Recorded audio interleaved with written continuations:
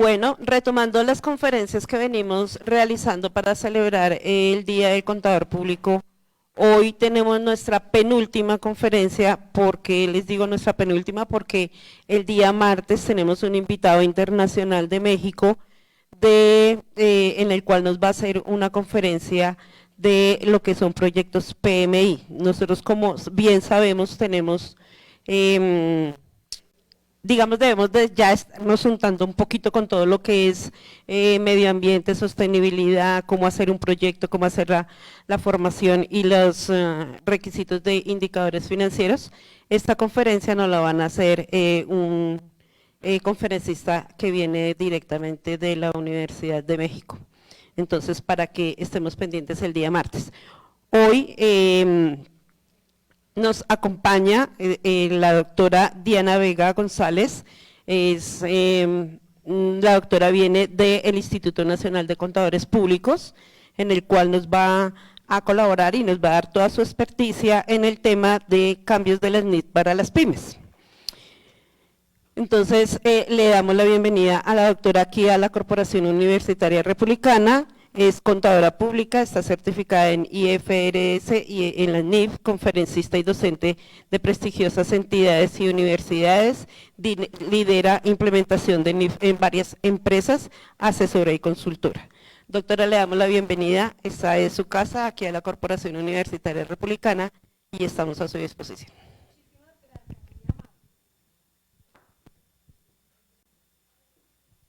Gracias. Bueno, muy buenas noches para todos.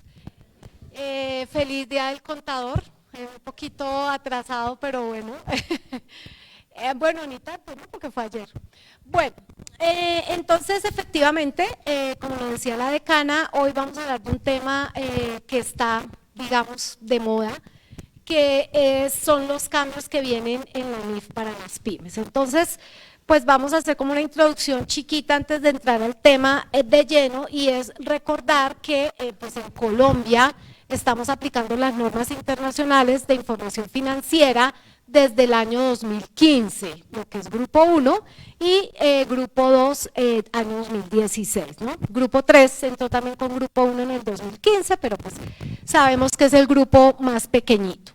Recordemos que el grupo 2 aplica la NIF para las pymes, que es el tema que vamos a tratar acá, y entender que, o recordar más bien, que el grupo 2 es el grupo grande en Colombia y en el mundo. Recordemos que el grupo 1, digamos que vamos a darnos cuenta de la clasificación que se hizo en Colombia, el grupo 2 es como la categoría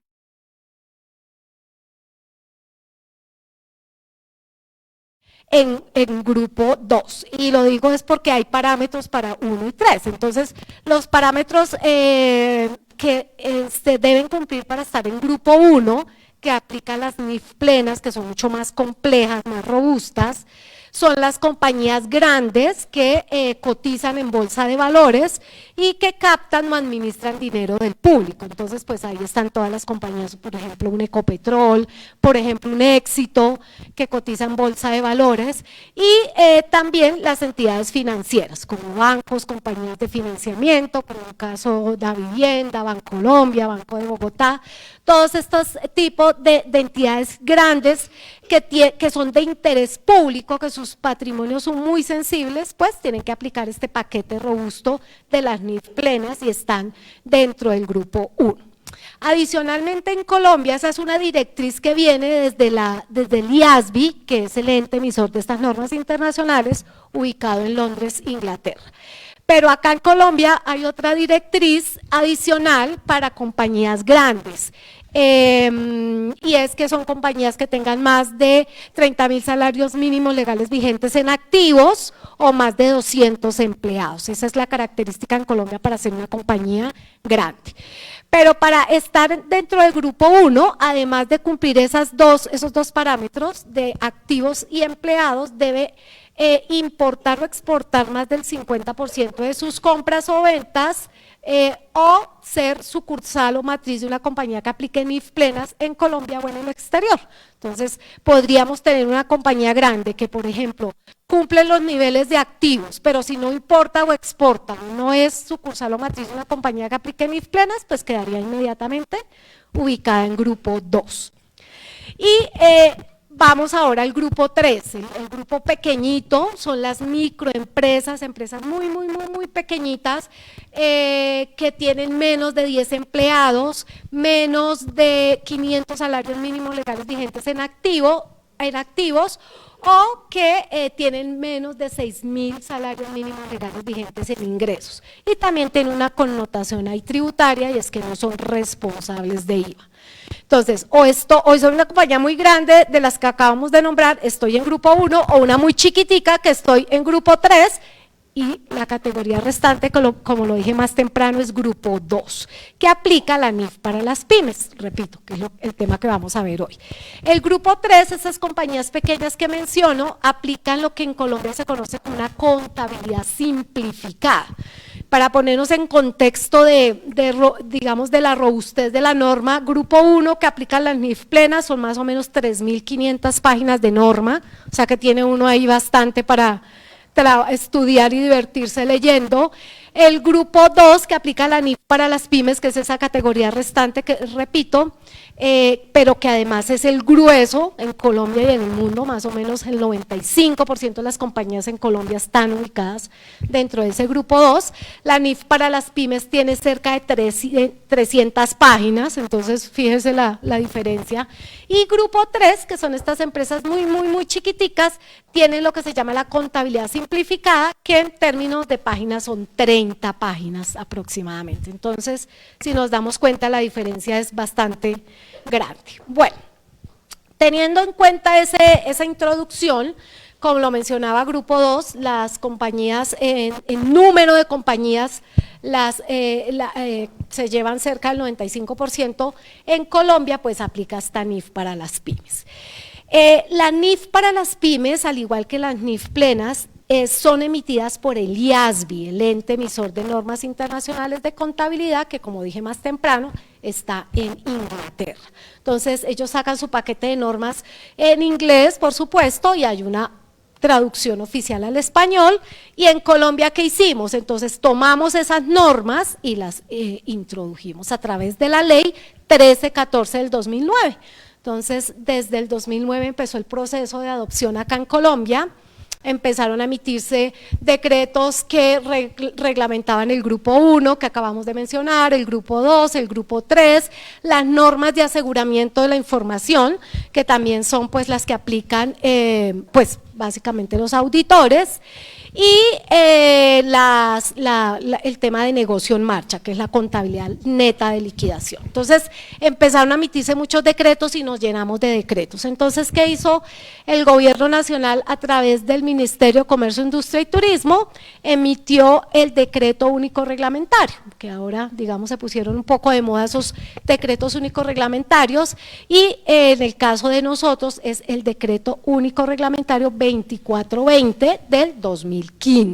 Ese es el decreto que de alguna manera regula todo este tema de la implementación de las normas en Colombia, o la aplicación, porque la implementación ya la pasamos año 15 y 16. Y las normas entonces son totalmente dinámicas, a diferencia de lo que manejábamos antes, de estas normas internacionales que manejábamos en nuestro decreto 2649, los que alcanzaron a trabajar con ese decreto, pues que era muy estático, ¿no? Sacamos ese decreto 2649 en el 93 y ahí quedó. Nunca nos actualizamos, era muy estático, se hizo con base en las NIF que había, o las NIC más bien en ese momento, que había en el 89. Las tomamos, las adaptamos acá en Colombia, sacamos nuestro decreto 2649, pero nunca nos actualizamos. Nuestra contabilidad migró a ser más fiscal que contable. Entonces pues cuando entraron las NIF se generaron todos estos cambios que no habíamos tenido en cuenta en todo ese tiempo entre el 89 y el 2015 que más o menos estuvimos entrando. Entonces, ¿qué hace el gobierno nacional a través de este ministerio? Va cada año emitiendo un decreto que va trayendo las actualizaciones de esas NIF y las va introduciendo acá en Colombia. Entonces, nosotros acá en Colombia tenemos que ir mirando qué decreto va saliendo, qué versión de las NIF estamos utilizando y esas pues son las que tenemos que tener en cuenta acá para aplicar toda nuestra contabilidad. Digamos que las normas que sufren todos los años cambios son las NIF plenas, que son la que aplica Grupo 1. Entonces, se actualizó, por ejemplo, en los últimos años, la última que ha salido es la norma de arrendamientos que salió en el 2016, 2019, que es la NIF 16 de arrendamientos. El año anterior, 2018, nació la NIF 9, que es de instrumentos financieros, y la NIF 15, que es la de ingresos. Esos son como los últimos cambios que ha habido. Bueno, importante que a partir de este año 2023, la última norma oficial que ha salido desde el IASBI es la NIF 17, que es una nueva norma que salió reemplazando la NIF 4, que es la de contratos de seguros. Una norma compleja que aplica básicamente para las compañías que emiten contratos de seguro, como las aseguradoras, pero también tiene implicación en otro tipo de compañías, como por ejemplo las EPS con las medicinas prepagadas, por ejemplo. Pero bueno, esa acá en Colombia no ha entrado. Entonces, para tener en cuenta lo que mencionaba de los decretos, hasta que en Colombia salga el decreto donde diga que en Colombia se va a aplicar esa NIF 17, pues todavía no la podemos aplicar. Me voy a ir quedando un poquito quieta porque aquí tiene que trabajar mucho, allá tú moviendo la cámara. Bueno, entonces, y la NIF para las pymes, que es lo que nos interesa esta noche y de lo que vamos a hablar, ¿qué hizo el IASBI? Entonces, en el 2009, porque estas normas nacen desde el año 73, empezaron a construir todas estas normas internacionales. En el 2009, el IASBI dice, voy a construir unas normas que sean más sencillas, que sean más de aplicación para compañías medianas y pequeñas, porque las NIF plenas, repito, son muy robustas y por eso aplican para estas compañías gigantes, como decíamos antes, un banco, una entidad como Ecopetrol, que cotizan en bolsa o que captan y administran dinero del público, entonces que sus patrimonios son muy complejos, porque imagínense un Bancolombia entre personas naturales, personas jurídicas, puede tener cerca de 15 millones entre clientes, entre accionistas y entre empleados. Entonces, sus patrimonios son muy sensibles, o en este caso, Bancolombia, su patrimonio es muy sensible. Cualquier cosa que le pase a Bancolombia, pues va a afectar a, por poner un ejemplo, aproximado 15 millones de personas naturales o jurídicas. Entonces, tiene que tener un paquete de normas muy fuerte. Entonces, ¿qué dijo el IASBI? Necesitamos un paquete de normas mucho más sencillo que se pueda aplicar en compañías más pequeñas. Y de ahí nace esta NIF para las pymes, que repito, la primera versión sale en el 2009, como el primer ejercicio que hizo el IASBI, a ver cómo le iban las compañías en la aplicación de esa normatividad. Cuando en Colombia entramos en NIF a partir del 2015 y 16 para Grupo 2, entonces entramos todos, ¿no? La ley 1314 del 2009 que les mencionaba dice que todas las personas naturales y jurídicas obligadas a llevar contabilidad debían converger a estos nuevos marcos normativos. Entonces, empezamos nosotros acá a trabajar con esa NIF para las pymes versión 2009. El IASBI, como va actualizando todos los años las NIF plenas, trae esos cambios y los introduce a la NIF para las pymes. Entonces, en el 2015 se hace la primera revisión integral a esa NIF para las pymes y sale la versión 2015, que empezamos a aplicar casi que en Colombia y en el mundo a partir del 2017. Esa es la versión que estamos aplicando actualmente a hoy en Colombia, la versión 2015 de la NIF para las pymes. Pero, repito, como la norma es totalmente dinámica, el IASBI a partir del 2019, que es lo que vamos a ver, empezó a introducir cambios en la NIF, en esta NIF para las pymes, porque como desde el 2015 no hacía cambios, entonces en el 2019 empieza su proceso de cambios. El 2020 sabemos que fue un año complejo, ¿no? el año, como dicen por ahí, que se apagó el mundo con la pandemia, entonces se retrasó un poquito el proceso y se retomó año 21 y ya el año pasado salió el primer borrador de esta nueva actualización de la NIF para las pymes. Que hay efectivamente, está, repito, en borrador para comentarios hasta el 7 de marzo, o sea, el martes, hasta el martes, pero esto salió desde septiembre, ¿no?, del año pasado. Hasta el martes tenemos plazo para hacer comentarios sobre este borrador.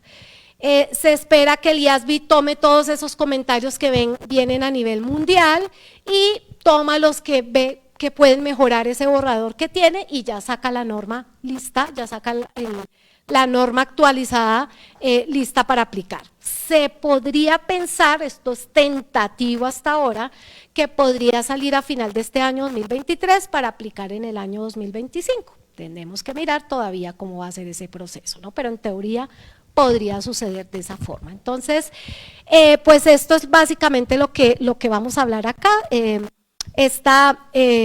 Acá viene un resumen de lo que estaba mencionando. Se me olvidó decirles al inicio de la charla, vamos a dejar las preguntas para lo último. Entonces, si tienen preguntas, váyanlas anotando, teniéndolas ahí, las vamos a ver al final, ¿listo? Entonces, aquí está lo que estábamos mencionando. En julio del 2009 sale la primera emisión de la NIF para las pymes. En el 2010 se establece ya el grupo de implementación de las NIF para las pymes, que es el SMEI, que desde el IASB hay un grupo especial que se encarga de desarrollar estas normas, que es este SMEI. En el 2012 inicia la primera revisión de la norma, que es la versión 2015, repito que estamos por hoy todavía aplicando en Colombia.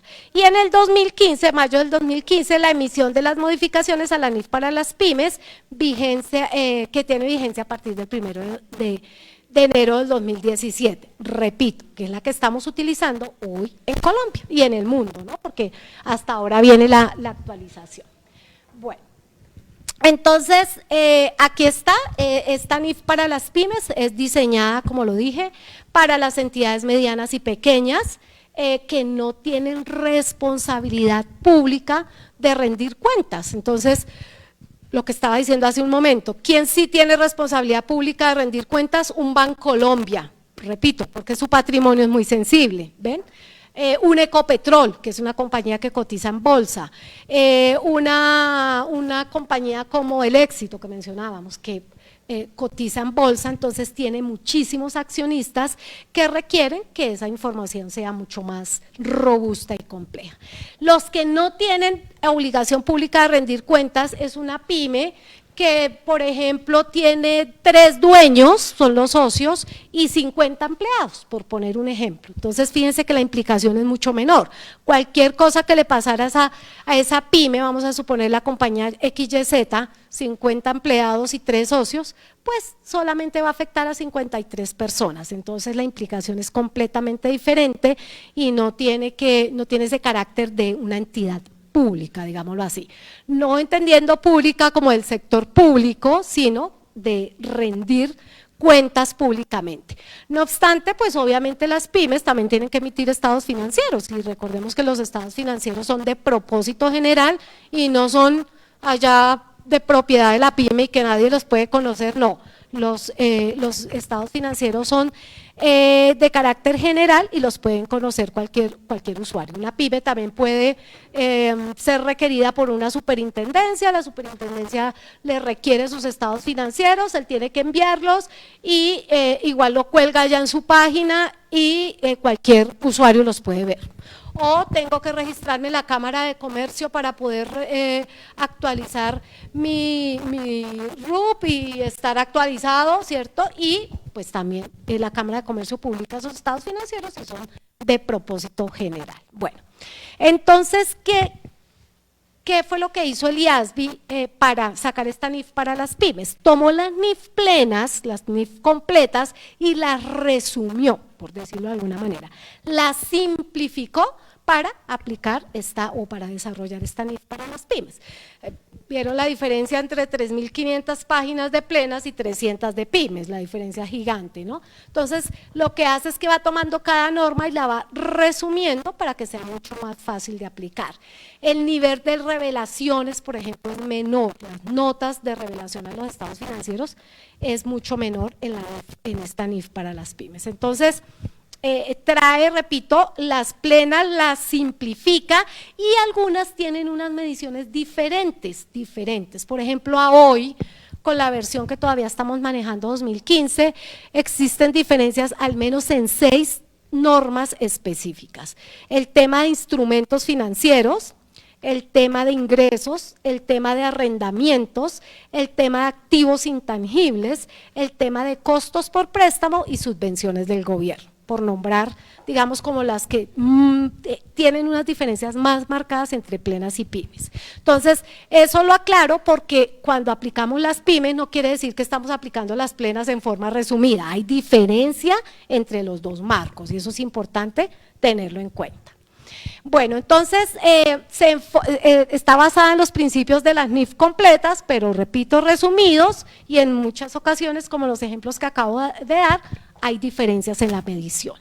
Se enfoca en las necesidades de información de usuarios de los estados financieros de pymes, que es mucho menos rigurosa que los usuarios de los estados financieros de una compañía, como por ejemplo que cotiza en bolsa o de un banco. Entonces, recordemos aquí de paso que el objetivo principal de los estados financieros es suministrar información financiera, rendimientos y flujos de efectivos para los usuarios de esos estados financieros para que tomen sus decisiones económicas. Entonces, aquí cada compañía tiene que determinar quiénes son sus usuarios, ¿no? Pueden ser los inversionistas, posibles inversionistas que quieran venir a comprar o invertir en la compañía, para ellos son para quienes van dirigidos esos estados financieros. Los prestamistas como los bancos, nótese que cuando una compañía necesita un crédito, ¿qué es lo primero que le pide el banco?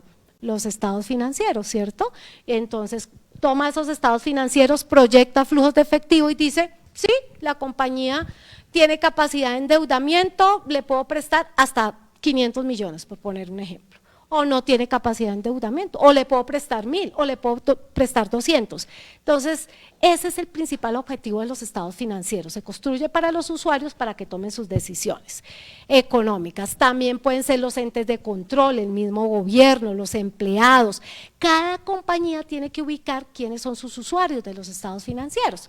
Por ejemplo, una compañía se dedica a licitar con el sector público, entonces su principal usuario de la información financiera va a ser esa entidad o esas entidades del sector público con las que licita. Entonces, cada compañía, repito, tiene que ubicar quiénes son sus usuarios. Bueno, y tiene cerca de 250 páginas, 300 páginas con la parte de, digamos, B de la norma, que son como los ejemplos y la parte de la guía de aplicación. Bueno, entonces aquí está el tema del análisis global.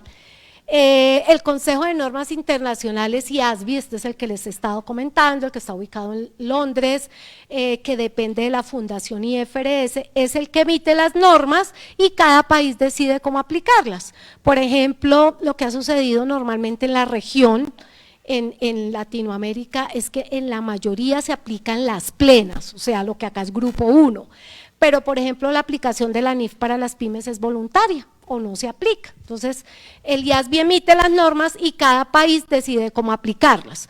Por ejemplo, en muchos países, quien hace esta adopción o esta aplicación de las NIF son es la gremiación, por ejemplo, como acá en Colombia, el Instituto Nacional de Contadores Públicos. Pero en nuestro caso fue desde el gobierno nacional y sabemos que nos lo impusieron pues obviamente a través de una ley y a través de, por eso se va alimentando también a través de decretos. Pero pensemos que esto es algo muy bueno para nosotros como profesionales de la contabilidad, porque lo que hace es que lo que hizo la introducción de estas normas con nuestra profesión fue que la internacionalizó. Si nosotros queremos irnos mañana a trabajar en un país que aplica las NIF, por ejemplo México, que hablabas tú ahora, o o por ejemplo Argentina, o por ejemplo ahorita están entrando en Salvador, cualquier país, o España, o Londres, ahí ya nos faltaría el inglés, como digo yo, pues nos vamos. ¿Por qué? Ya sabemos cómo es la aplicación de las normas. Ya eso entonces lo que hace es que nuestra profesión se engrandeció, digámoslo así, me parece que es súper válido. Entonces, ahí está, el Consejo de Normas Internacionales de Contabilidad, IASB, publicó para comentarios el proyecto de norma que busca actualizar la norma internacional de información para medianas y pequeñas compañías, la NIF para las pymes, con el fin de reflejar las mejoras realizadas en las NIF plenas. Entonces, como no hacíamos este ejercicio desde el 2015, se están tomando todas las actualizaciones que han sufrido las NIF plenas desde entonces y muchas, no todas, pero muchas se están trayendo a este nuevo cambio o a esta nueva actualización que va a sufrir la NIF para las pymes. ¿Qué propone el documento? Entonces, actualizar los principios de la norma para alinearlos con los del marco conceptual de la NIF de las NIF plenas 2018. La NIF para las pymes, recordemos que está estructurada en 35 secciones. La sección 2 de la NIF para las pymes es el marco conceptual de estas NIF.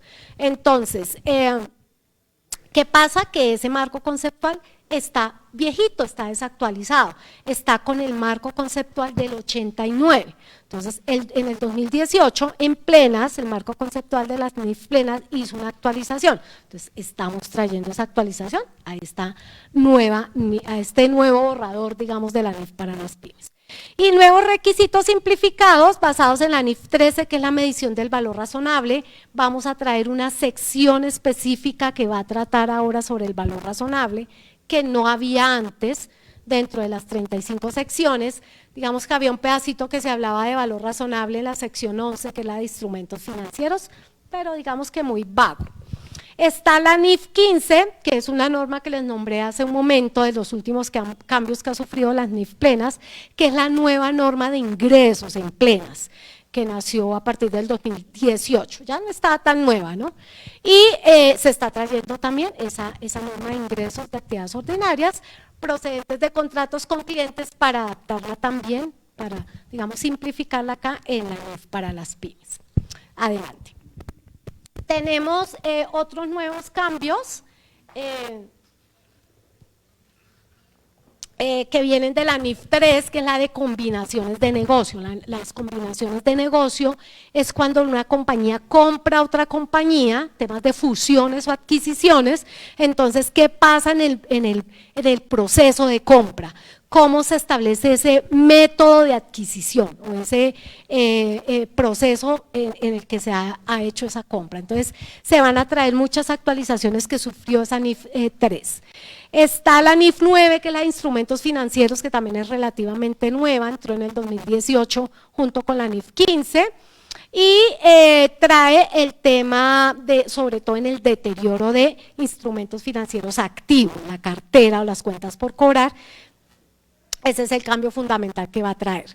La NIF 11, que es la de acuerdos conjuntos, entonces tenemos que determinar cuando estamos ante un acuerdo conjunto, que podría ser, no siempre, pero normalmente, un consorcio o unión temporal. Tiene la característica de ser un acuerdo conjunto, una operación conjunta. Entonces, ¿cómo es el tratamiento contable? Estamos trayendo aquí esa actualización de esa NIF 11.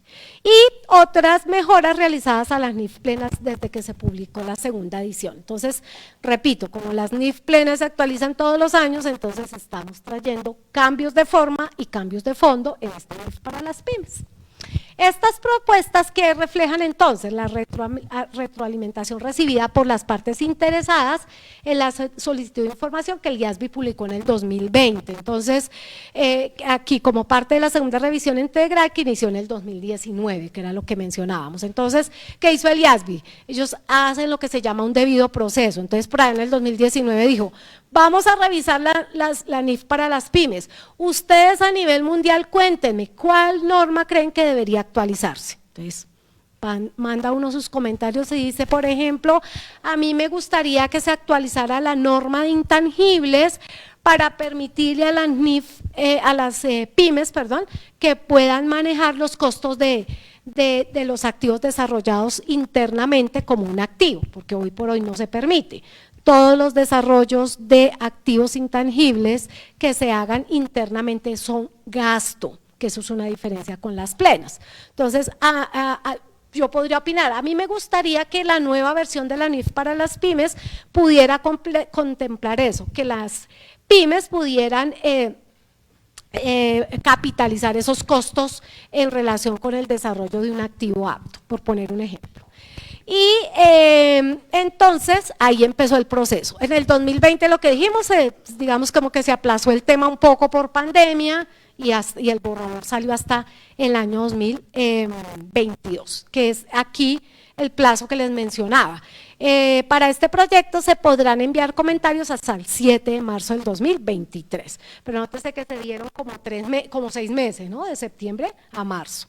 Pasa es que ya en esta charla se está acabando el plazo, pero aquí en Colombia ya estuvimos trabajando en el tema con el Instituto Nacional de Contadores Públicos, tenemos una comisión NIF que trabajamos todo el tiempo en estos cambios que sufren las normas. Bueno, entonces el alcance de la segunda revisión que tiene los requerimientos de las NIF emitidas, lo que hemos dicho, los cambios que sufren las NIF plenas, venimos y los traemos a la NIF para las pymes, desde la primera revisión, o sea, la 2015, que es la que estamos aplicando en este momento, y antes de la primera revisión, que no se incluyeron en la revisión 2015. O sea, cuando salió la 2009, la primera versión, no se trajeron todos los cambios que hasta ahí habían de las NIF plenas. Entonces, digamos que van bajando esa NIF para las pymes paulatinamente. ¿Por qué? Si la NIF para las pymes fuera igual a las NIF plenas, pues no existirían dos marcos normativos, ¿no? Y se acabaría con ese principio de simplicidad de la NIF para las pymes para este tipo de compañías pequeñitas. Entonces, pues repito, deben seguir habiendo diferencias. Otros temas solicitados al IASBI, como la aplicación de las simplificaciones para beneficios a los empleados y el reconocimiento y medición de costos de desarrollo, que era el ejemplo que yo ponía. Esos costos de desarrollo que no permiten las pymes que se puedan capitalizar como parte de un activo intangible. Bueno, entonces pues el alcance, más o menos están trayendo 9 NIF importantes, digamos cambios importantes sobre esa norma, sobre esas normas, sobre esas 9 NIF, y cambios menores más o menos de 29 NIF y NIC, eso es lo que se está introduciendo acá. Entonces, ahí está, el IASBI ha desarrollado las modificaciones propuestas utilizando el marco sobre el que se consultó en la solicitud de información para saber qué querían las personas a nivel mundial que cambiara. Este enfoque trata la alineación con los requisitos de la NIF plenas o completas, como hemos dicho, y el IASBI aplica los principios de relevancia para las pymes, o sea, hay que, cuando el SMEI que vimos más temprano, que es el comité que se encarga de emitir esta norma internacional para pymes, pues que sea relevante para las pymes, ¿no? No vamos a traer, por ejemplo, no vamos a traer un tema de segmentos de negocio, que es la NIF 8, que es una norma específicamente que aplica para compañías que cotizan en bolsa. Entonces, si la ponemos en la NIF para las pymes, pues no se va a poder aplicar. Entonces, es tratar de mirar esos temas. Y la simplicidad que hablábamos y representación fiel. Obviamente, simplificar esas NIF plenas para llegar a esta NIF para las pymes no puede menoscabar la fiabilidad de la información. Acordémonos que la fiabilidad es una de las principales características cualitativas de la información financiera, y lo que dice es que la información debe ser libre de sesgo, libre de error, libre de fraude.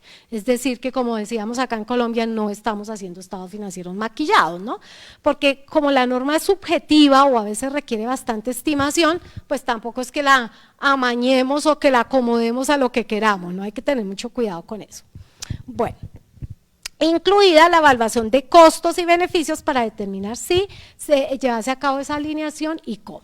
Entonces, siempre en las pymes, tenemos que tener en cuenta ese principio de compañía pequeña, de costo-beneficio, que el hecho de aplicar una norma no se vuelva más costoso que el beneficio que obtiene con esa información financiera. Entonces, eso es parte de lo que hay que tener en cuenta. Y ahí están, entonces, los principios de alineación resumidos. La relevancia para las es relevante para las pymes, deberíamos traerlo y aplicarlo. Por ejemplo, lo que decía en Colombia, la última norma que ha entrado es la NIF 16, que es la nueva norma de arrendamientos que en plenas que empezó a aplicar en el 2019. Esa norma todavía no se está trayendo para este borrador de la NIF para las pymes. ¿Por qué? Porque es compleja. Segundo, porque hasta ahora el IASBI está mirando cómo ha sido la aplicación de la norma. El IASBI, cuando emite una norma, hace lo que se llama dentro de su proceso debido, la última etapa es la etapa de posimplementación. Saca una norma y luego revisa si la norma sí está funcionando, porque si la norma no funciona, pues entonces ellos la revisan y la cambian si es que se requiere. Entonces, como todavía no hemos llegado a esa etapa de posimplementación con la NIF 16, no se está teniendo en cuenta, no se está trayendo para esta revisión. Simplicidad, lo que hemos hablado, pueden simplificarse los requerimientos de las NIF completas para aplicar a esta NIF para las pymes, entonces toca mirar que esa simplicidad de la NIF para las pymes no acabe con la parte de fiabilidad y relevancia de la información. Entonces tiene que ser muy coherente todo, hay que tener mucho cuidado. Esto no es ahí como vayamos sacando y temas, no, esto tiene un estudio bastante largo. Si ustedes se dieron cuenta, el proceso empezó en 2019, 20 y el borrador salió hasta 2022, ¿no? Y la aplicación, como dijimos inicialmente, podría darse en el 2025. Es un proceso largo de estudio. Y la representación fiel, los resultados representan fielmente la esencia de las transacciones. Entonces, recordemos que cuando estamos en NIF, como hablé hace un momentito de la fiabilidad, las dos principales características cualitativas de la información financiera son esas, la fiabilidad y la relevancia. Entonces, siempre tenemos que darnos cuenta pues que esto esté funcionando y todo sea coherente, ¿no? Bueno, entonces aquí está, digamos en forma resumida, los cambios que está proponiendo. Entonces, lo que propone el IASBI de los temas de la NIF plenas, traer para la NIF para las pymes estas normas, son los principales temas que se van o que están dados en el borrador. Entonces, ya un poco hablamos, ¿cierto? La NIF 3, vamos a empezar por acá. Bueno, vamos a empezar por el centro, que es el marco conceptual. Entonces ya les dije que todavía esta sección 2 de la NIF para las pymes está con el marco conceptual viejito del 89, que se han hecho varias actualizaciones, pero el último que sufrió de actualización del marco conceptual en las plenas fue en el 2018. Entonces se va a traer ese marco conceptual para actualizar esa sección 2. Empezamos arriba con la NIF 3, es el tema de segmentos de negocio que mencionaba, cual ya vamos a entrar a mirar uno a uno. La NIF 9, que es la de instrumentos financieros, la NIF 10, que es la de estados financieros consolidados, la NIF 11, que es la de acuerdos conjuntos, la NIF 13, que es la de valor razonable, y la NIF 15, que es la de ingresos. Entonces, esos son los temas que van a tener cambios fundamentales en la NIF para las pymes. Y ojo lo que dice allá en la nubecita, no hay alineación ni con la NIF 14 ni con la NIF 16. La NIF 14 es una norma muy particular que es la regulación de tarifas. Entonces, es una norma muy particular que aplica, por ejemplo, para las compañías de servicios públicos que tienen tarifas reguladas. Y es una norma que de alguna manera quedó un poco vacía y el IASBI la está volviendo a revisar y muy seguramente va a cambiar esa NIF 14. Entonces, por eso no la tuvo en cuenta dentro de la NIF para las pymes. Igual dentro de la NIF para las pymes no hay nada de tarifas reguladas hasta ahora. Y la NIF 16, que es la de arrendamientos, que ya dije pues que hasta ahora está implementándose porque digamos 2019, 2021, 20 con el año pausado, entonces esa norma hasta ahora se está evaluando su implementación y ha sido bastante controvertida esa norma. Entonces lo que van a mirar es si, o sea, ya no lo vieron en este borrador, por eso lo dejaron fuera de este borrador. Pero lo que van a mirar primero es si funcionan las plenas, y ahí sí, de pronto en el siguiente borrador que se haga, o en el siguiente revisión más bien, que se haga la NIF para las pymes, podría tenerse en cuenta esa NIF 16 de arrendamientos. Bueno, entonces aquí empezamos ya las modificaciones una por una, ya un poco hemos hablado del tema. Empezamos con la sección 2, que en la NIF para las pymes se llama así, conceptos y principios básicos, como lo he dicho, es el marco conceptual de esta NIF para las pymes.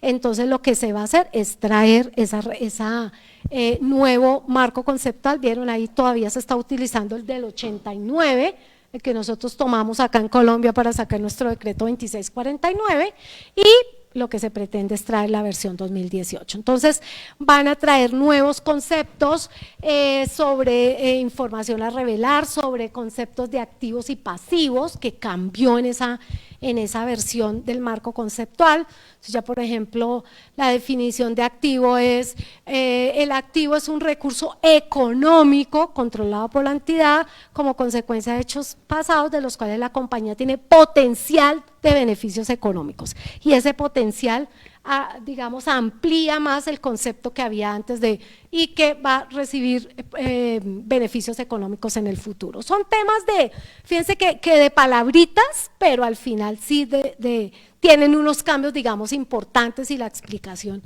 está dada ahí en el marco conceptual. Entonces va a actualizar todos esos conceptos, va a aclarar el concepto de prudencia ya no existe dentro del marco conceptual de las NIF plenas, pero sí aparece en esta sección 2, entonces se va a aclarar ese tema. El tema de esencia sobre la forma, que es uno de los principales principios, digamos, de la NIF para las pymes, donde dice prima la esencia sobre la forma legal.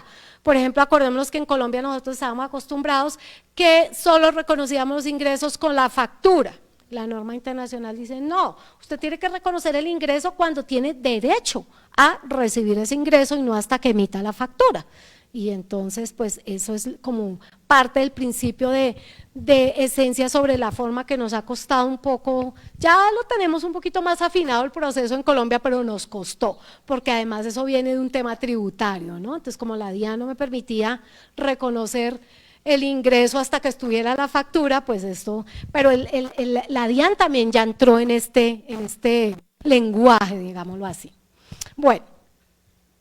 Añadir el principio fundamental de otras secciones.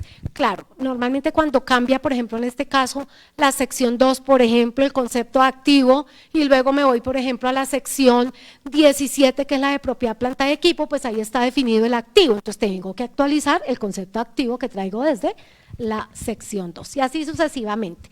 Y se va a mantener el costo, el concepto de costo de esfuerzo desproporcionado. El concepto de costo de esfuerzo desproporcionado es muy particular de la NIF para las pymes. Es como una, digamos, ventajita que se le da a este tipo de compañías por su carácter de compañía pequeña o mediana. Entonces, a veces se le permite no hacer una medición especial porque para esa compañía puede generar un costo o un esfuerzo desproporcionado. No se puede aplicar para todo, porque también ya vi compañías que, ay no, yo no mido el impuesto diferido porque para mí genera un costo de esfuerzo desproporcionado. No, la NIF dice que hay que medirlo, hay que tener en cuenta ese concepto para donde me lo permite aplicar la norma. ¿Listo? Bueno, tenemos la sección 19, que es la de combinaciones de negocio, que ya dijimos, traemos ahí la NIF 3 con los cambios que ha sufrido. Entonces, esta sección va a sufrir varios cambios. Pero digamos que en las pymes no es muy usual los grupos económicos, sí se pueden presentar, por supuesto, sí se presentan, sobre todo grupos económicos familiares, pero no hay como tanto movimiento de compra y venta de compañías como se pasa en los grupos grandes.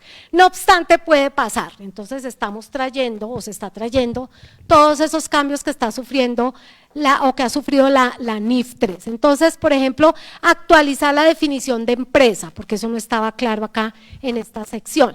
No es lo mismo comprar unos activos de una compañía que comprar una empresa, entonces aclara ese concepto. Solo aplica para cuando compro una empresa. El método de contabilización de la adquisición. Entonces, ¿cuándo es la fecha de adquisición? ¿Quién es la adquiriente? ¿Quién es la adquirida? ¿Cómo mido los activos y pasivos en una compra de una compañía? ¿Cómo establezco la plusvalía, que es ese exceso que pagamos en el valor de los activos netos? Por ejemplo, la compañía en libros vale 100, pero a mí me la venden en 150. ¿Por qué? Porque la compañía o la contabilidad o las normas no me permiten reconocer un montón de intangibles que existen. Por ejemplo, yo no puedo reconocer dentro de estados financieros la lista de clientes. ¿La lista de clientes en una compañía sería importante? Sin clientes no existiría, ¿cierto? Entonces, la lista de clientes es un activo intangible que tiene la compañía que la norma no me permite reconocer. Entonces, cuando se hace un due diligence o una valoración de una compañía, pues ahí aparece. La compañía en libros vale 100, pero aquí le voy sumando 10 porque es que yo tengo lista de clientes, importante, tengo 1000 clientes. Tengo trayectoria, tengo posicionamiento, tengo recurso humano valioso, entonces todo eso va sumando y por eso cuando me venden la compañía vale 150. Entonces esos 50 que pago de más sobre el valor neto de los activos es lo que se conoce como plusvalía o lo que conocíamos en Colombia como goodwill o fondo de comercio. ¿Listo? Bueno, entonces ahí se va actualizando todo esto, lo que hablábamos de los principios de reconocimiento de activos y pasivos de la sección 2, la contraprestación contingente, es ese valor que se puede pagar sí o no si se presenta algún hecho específico. Por ejemplo, sigo en mi mismo tema de antes, me venden la compañía en 150, pero el que me la vende me dice, Diana, pero si usted, por ejemplo, en la compañía que está comprando tiene un nivel de venta superior a un porcentaje X, usted me tiene que pagar 10 adicional. Esa es una contraprestación contingente, que pueda que se dé o pueda que no se dé por un hecho, digamos, futuro. En este caso, alcanzar un nivel de ingresos. La norma dice si es probable que se dé, se reconoce. Entonces, eso no estaba tan claro en esta sección 19 y se está aclarando. Y otro tema importante cuando se compran compañías por etapas, nuevamente es un tema muy usual o usual en grupos grandes, pero en grupos pequeños de pronto no tanto, pero puede darse. Entonces, ¿qué es por etapas? Compro la compañía, de la compañía XYZ, compro primero el 20%. Luego al año compro otro 20% para pasar a tener 40%. El siguiente año compro otros 20% para pasar a tener 60% y así. Eso es una compra por etapas. Irá como comprando de a poquito, mejor dicho. Y eso tiene unas características especiales bajo NIF. Y los costos relacionados con la adquisición. Fíjense que acabo de decir que hay que hacer un due diligence, que es una valoración de la empresa, ¿no? Para saber cuánto vale la empresa, ¿se acuerdan? Esos intangibles que no me permiten reconocer. Pero hay otros temas que se ven. Cuando una compañía hace este proceso de fusiones y adquisiciones, en esa valoración de la empresa se miran temas laborales, temas de impuestos, temas de pasivos contingentes, temas de pensionados, temas contables. Entonces se miran un montón de temas dentro de la compañía que requieren obviamente unos costos importantes. Un due diligence o una valoración de una empresa es costoso. Entonces, pues para hacer una valoración para poder comprar una compañía, porque a mí me están cobrando 150, ¿se acuerdan en mi ejemplo? Pero si son 50 de más, ¿qué tal sean 20? O qué tal sean 80, si son 80 gané, ¿no? Porque me la están vendiendo más barato. Pero lo que se busca es justificar ese precio de 150. Entonces, debe estar justificado a través de esa valoración. Y lo que dice la norma es que esos costos se llevan directamente al gasto. No se pueden, digamos, llevar como mayor valor de la compra. Bueno, la sección 11, instrumentos financieros, sufre un cambio importante en el sentido de que a hoy, dentro de las 35 secciones que mencioné más temprano, la sección 11 es la de instrumentos financieros básicos y la sección 12 es la de otros temas relacionados con instrumentos financieros, que no es otra cosa que los instrumentos financieros más complejos, como derivados, por ejemplo un forward, un swap, una opción, acciones que cotizan en bolsa y las contabilidades de cobertura, que ya es un tema mucho más complejo de estas NIF. Entonces, ¿qué es lo que se está haciendo? El IASBI va a agrupar todo lo que tiene que ver con instrumentos financieros en la sección 11 y deja libre la sección 12. Y en la sección 12 nace el valor razonable. ¿Se acuerdan que más temprano por allá dije se va a introducir el tema de valor razonable, que por ahora no está dentro de una sección, sino que se habla un pedacito ahí en la sección 11? Entonces lo que se va a hacer es que en la sección 11, repito, se va a dejar todo lo que tiene que ver con instrumentos financieros y la sección 12 queda libre, repito, para traer el tema de valor razonable. ¿Listo? Eso es un cambio muy importante. Bueno, y entonces en esta sección 11, ¿qué cambios van a haber importantes? Se va a eliminar la aplicación de la NIC 39. La NIC 39, era la norma anterior de instrumentos financieros de plenas. Ya no existe porque ya está reemplazada por la NIF 9, entonces ahí había como una discrepancia, porque uno entraba a la sección 11 de la NIF para las pymes y ¿qué es lo que decía? O dice, usted puede aplicar esta sección o voluntariamente como opción de política contable se puede ir a aplicar la NIC 39 de las NIF plenas. O sea, era la única excepción que había en la NIF para las pymes para poderme ir a aplicar una norma de plenas. Pero repito, primero la NIC 39 ya no está vigente porque ya tenemos la NIF 9 para instrumentos financieros y dos, lo que se busca acá es eliminar ya lo que dice esta NIF para las pymes es que ya solamente podemos aplicar esta sección 11. ¿Y por qué? Porque va a traer temas o se va a actualizar con esa NIF 9.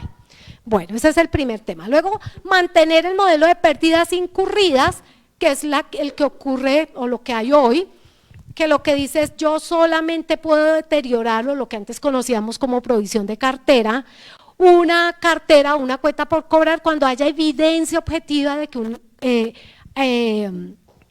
un cliente se está deteriorando, se está quedando. Entonces, cuando me dejó de pagar o cuando entró en reestructuración, cuando ya es evidente que el cliente no me va a pagar, ahí se aplicaba deterioro. La NIF para las NIF 9 de plenas, ¿qué es lo que está diciendo? Dice que tenemos que constituir una pérdida esperada, un deterioro por pérdida esperada. ¿Qué es eso? Que desde que nace la transacción yo le determino un factor de riesgo de incumplimiento de esa cartera y constituyo de una vez una provisión. Vamos a asimilarlo como a la provisión general que manejábamos antes bajo Colgap. El 1% de la cartera y por si a lo mejor tal vez quién sabe algún cliente se me quede. Obviamente esto está mucho más regulado. Fíjense que, por ejemplo, una compañía del sector financiero, un banco yo voy al Banco Colombia, otra vez para poner el ejemplo, a pedir un préstamo de 100 millones. ¿Qué es lo que hace el banco? Me hace un estudio de crédito, ¿cierto? Ellos no pueden estar allá dándole plata a cualquier cantidad a cualquier persona, ¿no? Primero le tienen que hacer a uno un estudio a ver si tiene capacidad de endeudamiento. Pero vamos a suponer que me presta los 100 millones, pero ¿qué pasa? Ahí en el primer momento pues no ha pasado nada, ellos esperan que yo pague porque me hicieron un estudio de crédito, pero vamos a suponer en ese momento yo tengo trabajo, entonces ahí está, pero ¿qué pasa si Diana el siguiente año se queda sin trabajo? O sea, el riesgo de crédito aumenta. Entonces lo que dice la norma es, ahí desde que nace ese crédito que le vamos a prestar a Diana Vega, vayámosle dejando un pedacito, un porcentaje chiquito de provisión o deterioro de cartera, por si ella algún momento se cuelga y no paga. Es como un tema de prudencia.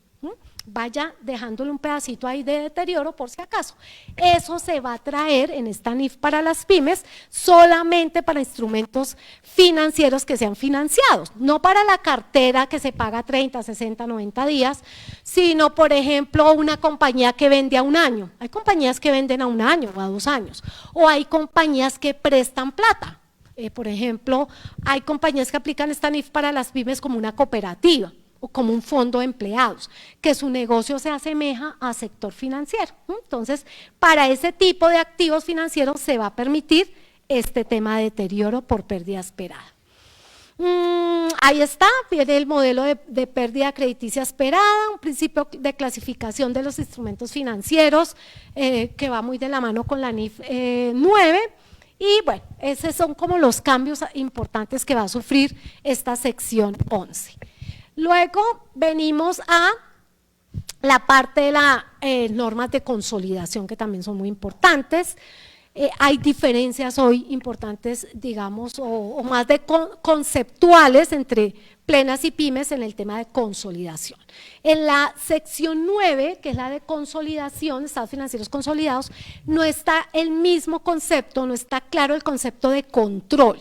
Cuando entramos en las NIF, no necesariamente tenemos que consolidar o no solamente consolidamos cuando tenemos la mayoría de votos de una compañía como pasaba antes de las NIF. En Colgap decía, si usted tiene más del 50% de acciones en una compañía, consolide, si no, no. Con NIF tenemos que ver más allá. La norma lo define es con relación al control. La norma define que el control es el poder que tenemos sobre la participada, sobre los rendimientos de esa participada, positivos o negativos, ¿no? Si yo tengo el 60% de una compañía, que me traigo el 60% de las ganancias o el 60% de las pérdidas, entonces eso es. Pero lo que dice la norma es que yo podría definir o demostrar que, por ejemplo, con un 45% controlo una compañía. Por ejemplo, yo soy dueña del 45% de la compañía, ¿cómo es tu nombre? Del ICET. Pero el otro 60% son dueños 1000 accionistas. Entonces, nótese que yo soy la accionista más grande, ¿no? Con el 45%. Ahora, esos 1000 accionistas, hago acuerdos con el 10% de esos 1000 accionistas y les digo, venga, cédenme su derecho a voto o voten en la misma línea que yo voto. Entonces, puedo demostrar que paso a tener el 55%, ya sean acuerdos escritos o verbales, y con ese 55% puedo pasar a tener control y consolido. Entonces, fíjense que en NIF hay que mirar mucho más allá. Entonces, esto es lo que se piensa introducir también es en esta NIF para las pymes. Sin embargo, se va a dejar esa presunción refutable que consolido si tengo más del 50%. Van a ver allí también temas cuando hay pérdida de control. Hoy no está muy aclarado, repito, porque los grupos económicos de las pymes tienen menos movimiento. Yo, por ejemplo, tuve la oportunidad de ser revisor fiscal, bueno, el área del grupo de auditoría externa del Banco de Bogotá, que viene el grupo Aval, eso es un monstruo de compañía. Y ellos, por ejemplo, compraban y vendían todo el tiempo compañías, eso era como en una pyme vender inventario. O sea, hay un área específica de fusiones y adquisiciones. Para ellos es normal comprar y vender todo el tiempo compañías. Pero en los grupos pequeños no tanto, ¿no? Entonces, por eso no estaba tan aclarado acá. Pero entonces, ¿qué pasa? Siempre en NIF tenemos que estar pendientes en qué momento obtenemos el control de una compañía o en qué momento lo perdemos. Entonces, ahí estamos mirando. Tengo el control de la compañía, ¿por qué? Acordémonos, si tengo el control, consolido. Si pierdo el control, dejo de consolidar. Entonces, por eso es tan importante el tema. Entonces, siempre que tenemos acciones en otra compañía, tenemos que mirar, ¿la controlo? Entonces, consolido y estoy ante una subsidiaria. ¿Tengo influencia significativa? Entonces, tengo un control como más chiquito y estoy ante una asociada, que la traeré por método de participación patrimonial. ¿Tengo control conjunto? O sea, hay un acuerdo donde se toman las decisiones unánimemente. Sí, entonces puedo estar ante un negocio conjunto que me lo traigo también contablemente por método de participación patrimonial. Entonces, en grupos económicos hay harto para estudiar. Entonces, aquí se va a introducir un tema de qué pasa, cómo analizo o que se aclare dentro de la norma que debe analizar cuándo gana el control o cuándo pierde el control, porque de eso dependerá, repito, que consolide o no consolide. ¿Listo? Eso es muy importante. Analizar la definición de control conjunto, que viene también con la NIF 11, que está dentro de la sección 15, que es inversiones en negocios conjuntos, que de paso a esa norma el nombre va a cambiar, no se va a llamar ahora inversiones en negocios conjuntos, sino acuerdos conjuntos, igual que las plenas. Un tema, digamos que de forma. Entonces, ahí también van a haber cambios pequeñitos. Bueno, sigue, por favor.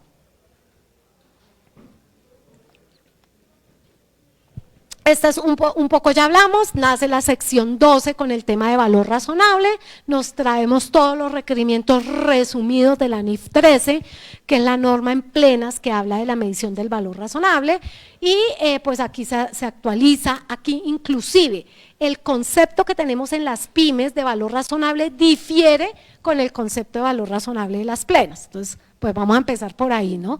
Actualizar el marco conceptual en la medición del valor razonable. Casi que hoy por hoy con lo que tenemos en pymes no hacemos una adecuada medición del valor razonable. Casi que el valor razonable es únicamente cuando tenemos acciones que cotizan en bolsa, porque es muy fácil. Por ejemplo, tenemos acciones de Copetrol. Trifácil determinar el valor razonable, ¿no? Me volteo a la Bolsa de Valores de Colombia y ahí todos los días sé cuánto vale la acción de Copetrol. Entonces, es muy fácil determinar el valor razonable. Y para medición de valor razonable de propiedad planta de equipo, cuando aplicamos el modelo de revaluación, que normalmente se hace a través de un avalúo. Entonces, no está tan claro en la NIF para las pymes esa medición del valor razonable, que se va a aclarar con esta nueva sección. Entonces, y va a haber un tema muy importante de revelaciones, porque la medición al valor razonable es una estimación y todo lo que tiene que ser, todo lo que es de estimaciones requiere bastante información a revelar. Entonces, aquí se fortalece mucho el tema de revelaciones. Sigue. Aquí tenemos la sección 23, va a sufrir casi que un cambio drástico. Vamos a traer en forma simplificada la NIF 15, que maneja el tema de ingresos en 5 pasos. Y es lo que estamos acá en esta partecita introduciendo, esos 5 pasos, que es determinar el contrato con el cliente, cuando estamos frente a venta de bienes o prestación de servicios, quién es mi cliente, identificar los compromisos del contrato. Lo único que cambia con plenas es que en plenas se llama identificar las obligaciones de desempeño. Pero fíjense que es lo mismo, acá se cambia el concepto de obligaciones de desempeño por compromisos, pero es lo mismo, es a lo que nos estamos obligando o las obligaciones que contraemos en un contrato que hacemos con un cliente. Si nos comprometimos a venderle bienes, pues ese será el compromiso. Si nos comprometimos a prestarle servicios, pues ese es. El siguiente paso es determinar el precio de la transacción. El siguiente paso es asignar el precio de la transacción entre los diferentes compromisos, que es como lo complejo o diferente de la norma. Y ya el último paso, que es reconocer los ingresos cuando, normalmente venta de bien o a medida que, normalmente prestación de servicio, pues tenemos derecho a reconocer esos ingresos. Entonces, fíjense que aquí la diferencia o lo importante de esta norma que aclara con lo que tenemos hoy es qué pasa cuando tenemos una transacción donde vendemos bienes y prestamos servicios al tiempo. Pensemos, por ejemplo, en una compañía de software. Una compañía de software vende el software, o la licencia de software, pero además presta el mantenimiento de ese software por 2 años. Entonces, ¿cómo separamos esa transacción? Tenemos la venta de bien, que es el software, tenemos la prestación del servicio, que es el servicio mantenimiento de ese software, por 2 años. ¿Cómo es el tratamiento contable? ¿En qué momento reconocemos el ingreso de la venta? Que será cuando cedemos el control sobre esa licencia o ese software, mientras que la prestación del servicio se llevará el ingreso a medida que voy prestando el servicio durante los 2 años. Fíjense que es como el caso de la universidad. La universidad recibe la plata de los semestres en forma anticipada, digamos diciembre para el caso de enero a junio, y ella no puede llevarse eso como un ingreso porque es que todavía no ha prestado el servicio. ¿Cuándo va a prestar el servicio? De enero a junio del siguiente año. Entonces, si ustedes se dan cuenta, no existe una norma de gastos o de costos, porque siempre el ingreso debe ir correlacionado con el gasto, el ingreso con el gasto o el costo. Entonces, ¿qué pasa? La universidad recibe en diciembre la plata, ahí no de la matrícula, el dinero de las matrículas, ahí no se puede llevar el ingreso todavía por 2 razones. La primera, porque no ha prestado el servicio lo va a prestar de enero a junio. Si vienen de los 100 alumnos, 5 se retractan y ya no quieren estudiar y piden la devolución, pues fíjense que se ha llevado un ingreso que no se ha ganado la compañía, la universidad, y tendría que devolver esa plata. Y segundo, porque debe ir correlacionado con los gastos. Si se lleva en diciembre todo el ingreso y de enero a junio, ¿qué va a tener? Gasto, gasto, gasto. Entonces no hay correlación, queda descuadrado esto, el balance, digámoslo así. Entonces hay que hacerlo de esa misma manera. Entonces en este caso la universidad se tiene que llevar el ingreso sistemáticamente amortizado en los 6 meses y asimismo pues llevará los gastos de administración, de docentes, de servicios públicos, qué sé yo, de todo lo que se genere.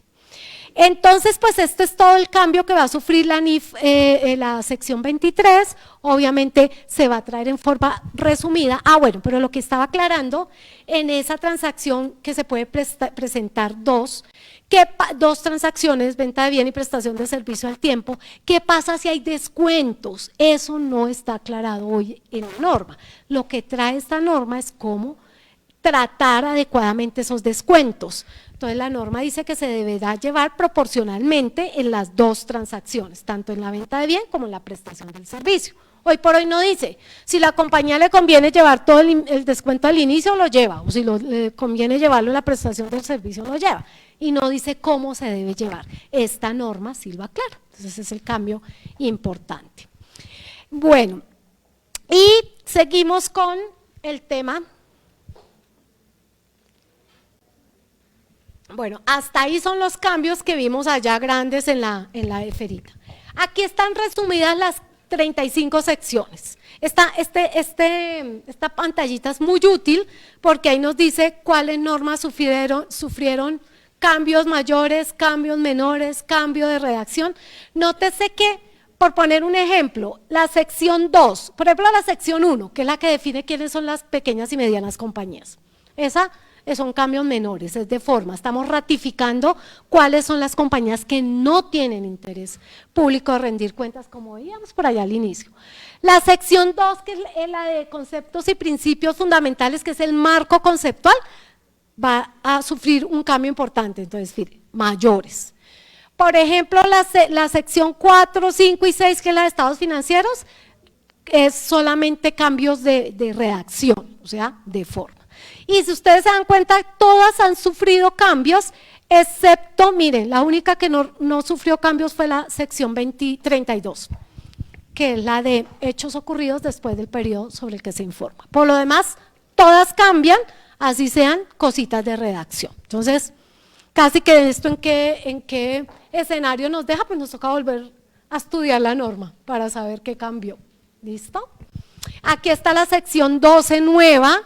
La sección 11 queda solo para instrumentos financieros y la sección 12 queda lo de valor razonable. Por ejemplo, la sección 15, que ya se va a llamar ahora acuerdos conjuntos. Entonces, esos son todos los cambios que mencionamos hasta acá. Y finalmente, Lisette, si quieres, sigue. Vamos a ver rápidamente el tema de transición para ya pasar a las preguntas. Entonces, acordémonos que las normas dicen que cuando hay un cambio en políticas contables, los cambios se aplican retrospectivamente, como si la política siempre hubiera existido. Entonces, y nos toca reexpresar estados financieros con esos ajustes. Entonces, pues el tema se vuelve complejo. Cuando hay un cambio fundamental de la norma, permiten un tema de transición.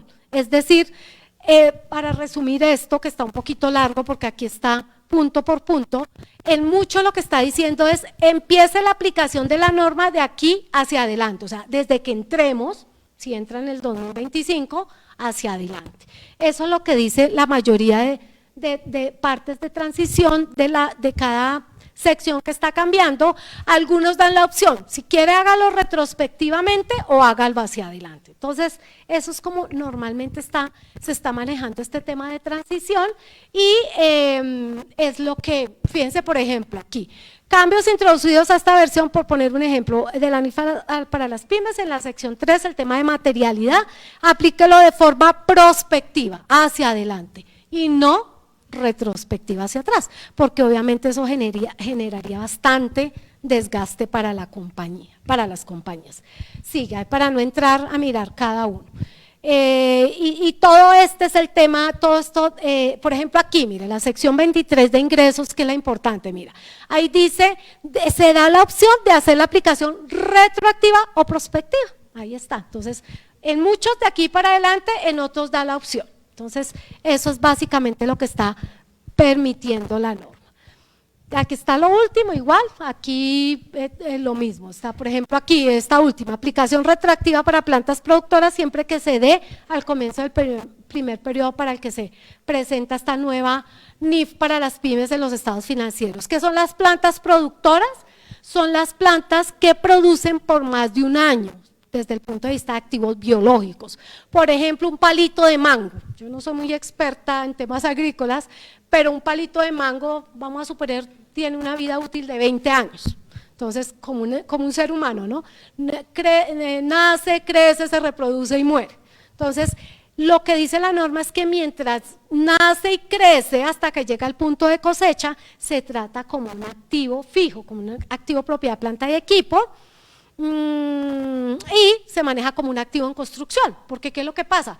Que en esa etapa yo solamente estoy entrando en gastos de esa plantica. Vamos a suponer al año 2 ya llegó al punto de cosecha y empieza a dar manguitos. Entonces ahí ya, hasta ahí le llevo esos costos y ahí ya empieza a tratarse como un activo normal que se deprecia. Ojo, es un activo biológico que está dentro del alcance de la sección 34 en esta NIF para las pymes, pero que se le da un manejo desde la sección 17 de propiedad, planta de equipo, repito, porque se trata como un activo en construcción, ¿listo? Pero es un activo biológico, ¿listo? Bueno, muy bien, chicos, pues eso era lo que tenía para contarles. Ahora sí damos espacios a preguntas, comentarios, si alguien tiene. ¿Les quedó todo súper claro? ¿No hay preguntas? Bueno, pues nada, muchísimas gracias, muy amable. Bueno, muchísimas gracias a la doctora Diana. Creo que sí fue bastante claro y bastante, con un léxico bastante dado a todos ustedes, ¿no es cierto? Lo entendimos claramente para todos los semestres. Muchísimas gracias, doctora Diana, por habernos acompañado. Un fuerte aplauso para la doctora. Y pues la corporación, un pequeño detalle por parte de la corporación por su amable visita. Pues gracias a todos ustedes por el acompañamiento de las conferencias. Les estaremos el lunes informando. Pues intentaremos de que toda la facultad esté en la conferencia internacional y se haga transmisión en vivo también, depende de los espacios de acá, ¿no? Entonces sí les recomiendo que estemos puntuales, pues porque ustedes saben que los extranjeros son también muy puntuales, entonces a los docentes también les daremos el aviso para que estemos pendientes de esta conferencia, ¿listo? Nuevamente muchas gracias, salimos a clases y nos veremos el martes, ¿listo? Doctora.